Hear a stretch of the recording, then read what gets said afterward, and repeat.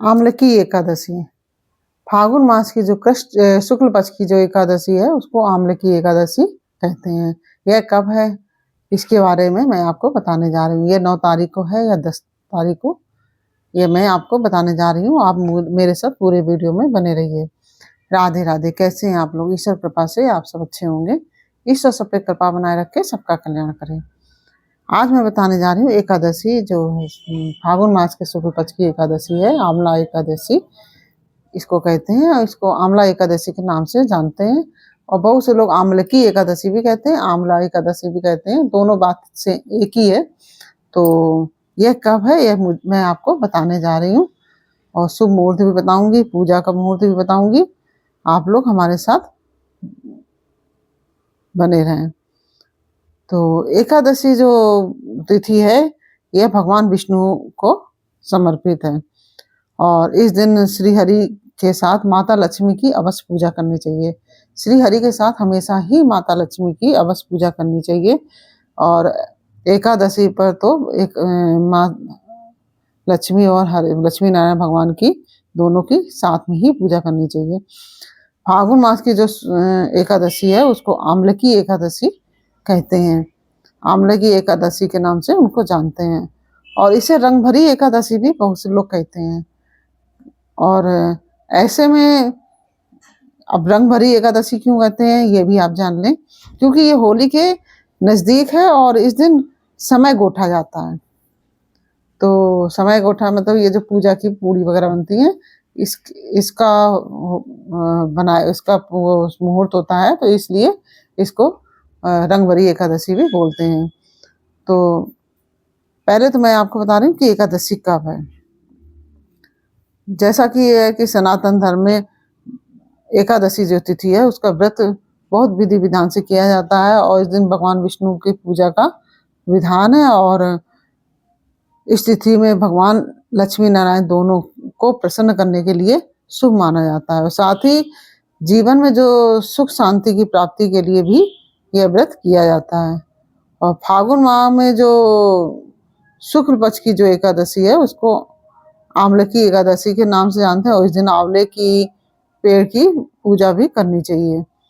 तो धार्मिक मान्यता है कि आंवले की एकादशी जो आंवला एकादशी है उसका व्रत करने से साधक के सभी पापों का नाश हो जाता है, और विष्णु जी की कृपा प्राप्त होती है। हमें लक्ष्मी नारायण भगवान की कृपा प्राप्त होती है। इस बार यह जो आंवले की एकादशी है, तो जैसा कि हर एकादशी में लगभग कंफ्यूजन रहता है कि हम किस दिन व्रत रहें, क्योंकि मैं हर वीडियो में आपको बताती हूँ कि 10वीं वेदी एकादशी कभी भी नहीं रही जाती है।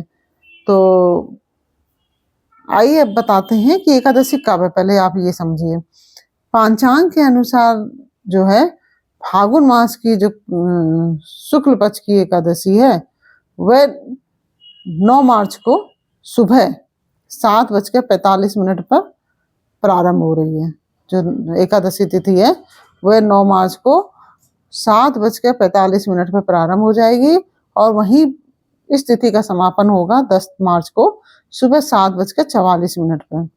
ऐसे में अब यह होता है कि हम किस दिन व्रत रखें, क्योंकि लोग कंफ्यूजन में हो जाते हैं। तो जैसा कि मैं आपको हर वीडियो में बताती हूँ कि 10वीं वेदी एकादशी कभी भी नहीं रह जाती है, और हमेशा द्वादशी वेदी ही एकादशी रहनी चाहिए, क्योंकि उससे हमें किसी फल की प्राप्ति नहीं होती। और अगर 10वीं वेदी हम एकादशी रहते हैं तो जो हम साल भर एकादशी रहते हैं उसका भी फल नष्ट हो जाता है, और जो रह रहे हैं एकादशी वो भी हमको उसका कोई फल प्राप्त नहीं होगा। इसलिए 10वीं वेदी एकादशी कभी मत रहिए। हर वीडियो में मैं आपको बताती हूँ।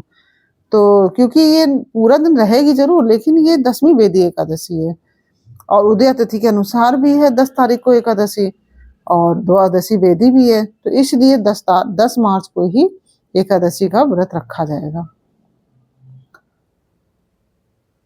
और व्रत में क्या करना है, सुबह स्नान आदि करने के बाद, नित्य क्रिया करने के बाद स्नान आदि करें, घर की साफ सफाई करें, मंदिर की साफ सफाई करें, और फिर व्रत का संकल्प लें, और उसके बाद भगवान लक्ष्मी नारायण की पूजन आदि करें। पूजन करने के पास भगवान का जो जैसा कि पूजन किया जाता है, उनको स्नान आदि कराएं, उनके वस्त्र बदलें और उनको चंदन, अष्टगंध चंदन हो तो अष्टगंध चंदन, केसर तिलक है तो कुछ भी जो आपके पास उपलब्ध हो वो लगाइए और भगवान को पुष्प चढ़ाइए, उनको फूल माला आदि अर्पित कीजिए और मिष्ठान है, फल है आदि का भी आपको उनका भोग लगाइए। एकादशी व्रत में रात में जागरण का भी विधान है। अगर आप पूरी रात नहीं जा सकते हैं तो आधी रात ही करीब 12 साढ़े 12 बजे तक ही रात में जाग लीजिए और भजन कीर्तन, ये नहीं जाग के पिक्चर देखें, ये नहीं, आपको भगवान का कीर्तन कीजिए, मंत्र जप कीजिए, इस तरह से आप। और एकादशी व्रत में कभी भी अन्न नहीं खाया जाता है और कभी भी अन्न नहीं खाया जाता, फलाहारी ही रहा जाता है और एक बार ही फलाहार का विधान है। अगर कोई बच्चे वगैरह हैं या बुजुर्ग हैं तो उनको 2 बार भी फलाहार दे सकते हैं, लेकिन वैसे एक बार ही फलाहार का विधान है। और इसके पश्चात आप भगवान की आरती, धूप दीप आदि सब कीजिए। इस तरह से आप एकादशी व्रत रहिए और एकादशी का बहुत ही ज़्यादा महत्व है। यह मैंने आपको बता दिया कि महात्म बता दिया, एकादशी कब है और शुभ मुहूर्त भी बता दिया है। अब मैं आपको पारण का समय बताने जा रही हूँ।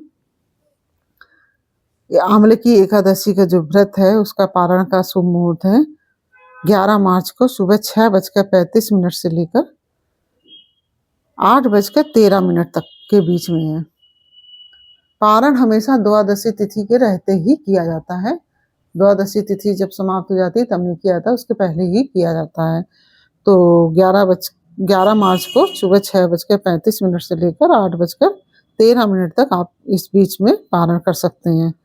और इस दिन व्रत का पालन करने के बाद आप श्रद्धा के अनुसार मंदिर में जरूरतमंद को दान दीजिए और इससे भी व्रत का पूरा फल मिलता है। और पारण कैसे करना है, अगर आपका दूसरे दिन कोई व्रत इत्यादि है तो आप जल में तुलसी दल डालकर आप व्रत का पारण कीजिए, उससे आचमन कीजिए, उसी से पारण हो जाएगा। अगर आपका व्रत आदि नहीं है तो आप चावल का एक दाना ही मुंह में डालकर व्रत का पारण कर सकते हैं। तो इस तरह से मैंने आपको पारण का समय भी बताया। अब क्या करें क्या ना करें इस दिन, किसी से जैसे क्या करें ये तो मैंने बता दिया। अब क्या नहीं करना है, लड़ाई झगड़ा नहीं करना है, चावल का प्रयोग नहीं करना है, चावल नहीं खाने हैं। जो व्रत है उसको भी तो खाने ही नहीं है, जो नहीं है उनको भी व्रत ये एकादशी में चावल नहीं खाने चाहिए। और प्याज लहसुन इत्यादि, मांस मदिरा इत्यादि का सेवन ना करें और किसी की बुराई ना करें, चुगली ना करें, लड़ाई झगड़ा ना करें। इस दिन संयम से रहें, ब्रह्मचर्य का पालन करें। इस तरह से आप एकादशी का व्रत आपका सफलतापूर्वक होगा। और यह मैंने आपको जानकारी दी। एकादशी कब है, शुभ मुहूर्त, पूजा विधि, महात्म, पारण का मुहूर्त भी बताया और क्या करें क्या ना करें ये भी मैंने आपको बताया। यह वीडियो आपको कैसा लगा ये मुझे कमेंट बॉक्स में अवश्य बताइए। अच्छा लगा हो तो वीडियो को लाइक और शेयर अवश्य कीजिए। फिर मिलते हैं आपसे अगले वीडियो में एक नई जानकारी, एक नई कहानी के साथ। तब तक के लिए राधे राधे।